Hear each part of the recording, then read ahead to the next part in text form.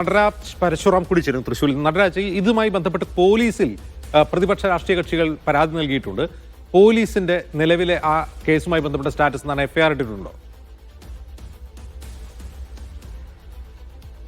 ഇതിലൊരു പ്രാഥമിക അന്വേഷണം നടത്താനാണ് സിറ്റി പോലീസ് കമ്മീഷണർ തൃശൂർ ACPക്ക് നൽകിയിരിക്കുന്ന നിർദ്ദേശം.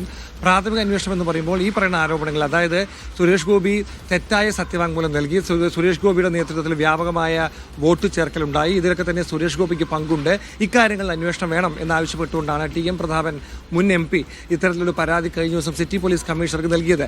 ഇക്കാര്യത്തിൽ കേസെടുത്തുള്ളൊരു അന്വേഷണമല്ല പോലീസ് നടത്തുന്നത്, പകരം ഒരു പ്രാഥമിക അന്വേഷണം നടത്തി ഇതിൽ കഴമ്പുണ്ടോ എന്ന കാര്യത്തിൽ ഒരു പരിശോധന നടത്തി സിറ്റി പോലീസ് കമ്മീഷണർക്ക് നിർദ്ദേശം നൽകാനാണ് നൽകിയിരിക്കുന്നത്. അതിൻ്റെ ഒരു പ്രാഥമിക അന്വേഷണം തൃശൂർ ACP തുടങ്ങിയിട്ടേ ഉള്ളൂ. പ്രധാനമായും അദ്ദേഹം പരിശോധിക്കുന്നത് ഈ ആരോപണങ്ങളിലെ കഴമ്പാണ്. അതും ഇക്കാര്യം പരിശോധിക്കണമെങ്കിൽ പ്രധാനമായും ഒരു നിയമോപദേശം തേടണം. നിയമോപദേശം തേടാനുള്ള പ്രാഥമിക നടപടികളാണ് ഇപ്പോൾ പോലീസ് നടത്തി വരുന്നത്. ഒരു നിയമോപദേശം തേടിയ ശേഷം ഇതെങ്ങനെ നടപ്പിലാക്കാൻ കഴിയുമെന്ന് അറിഞ്ഞ ശേഷം മാത്രമേ ഈ ഒരു അന്വേഷണം നടക്കുകയുള്ളൂ. ഞാൻ നേരത്തെ പറഞ്ഞതുപോലെ കേസെടുത്തുള്ളൊരു അന്വേഷണമല്ല, മറിച്ച് നിയമോപദേശം തേടിക്കൊണ്ട് ഇതിൽ എന്ത് ചെയ്യാൻ പറ്റുമെന്നുള്ള പ്രാഥമിക